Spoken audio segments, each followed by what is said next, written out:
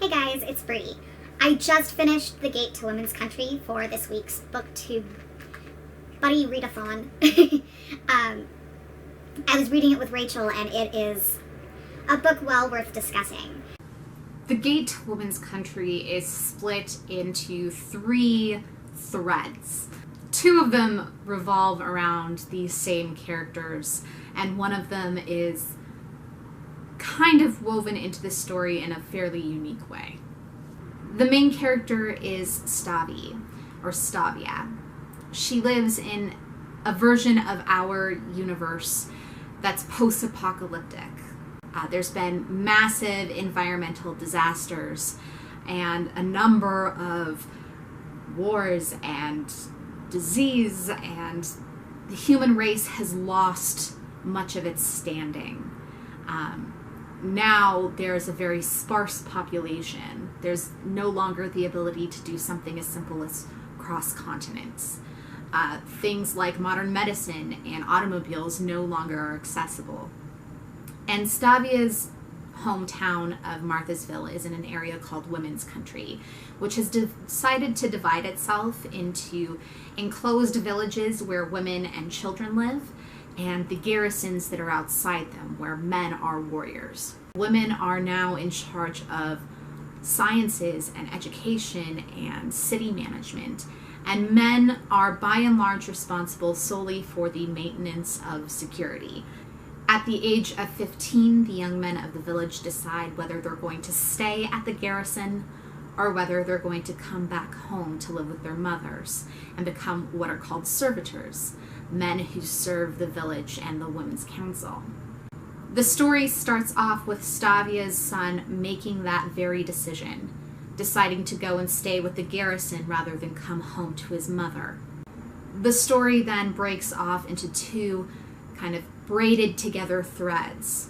Stavia as a 35-year-old woman, and Stavia as a 10-year-old, growing up, going through adolescence, becoming a 20-year-old woman, following up to the point where she gives birth to her son. The story has a 3rd thread, which is a play that is based off of the Trojan women and the story of Iphigenia. These are Greek tragedies about the women and what happens to them once the Greeks take over Troy. It's very much a story about the revenge that has so little to do with the women and everything to do with men. The violence that is taken out against them, seemingly without reason or cause. The kind of things that happen to their children. And it's all topped off with the women of Troy talking to Achilles about what good did he really do? Really, what benefit was there to him in the glory of war when he's dead? This story is one that is played out in Women's Country, and one that ties both into Stavia's present as well as her past. The story has a lot of really interesting things going on top of the really well done switch in perspectives between past and present and the kind of 3rd play. There's a really interesting dynamic that goes on between the men of Women's Country, the women of Women's Country, and the power play that's going on between the 2. In a lot of early feminist SF, there's a discussion of how do you correct the kind of cultural strife between men and women? And often the idea of segregating the 2 is played out as this idea of what could happen. Or you have stories of societies that are all women. And Tepper does this, but with a very disillusioned sense. Right away, you can see that the segregation of the sexes hasn't worked in Women's Country. The men in the garrison are deeply resentful of the fact that the women are in control of what they think is most of the power. This was one of the most impactful things, I think, for me when it came to Tepper's story, because even though it's been, almost 40 years since the 70s, there is a scary kind of echo in the underlying anger that she presents in the garrison, and the kind of anger that you can find today in certain areas of the world. It left me with a very disturbed feeling. The same is true about her discussion of violence. She talks a lot about the violence that is inherent in humanity. And as a fairly optimistic, perhaps to the point of naive person, it's left me with a lot to think about. One of the biggest contrasts in the story is between Stavia and her sister. Stavia is younger than her sister by 5 or 6 years.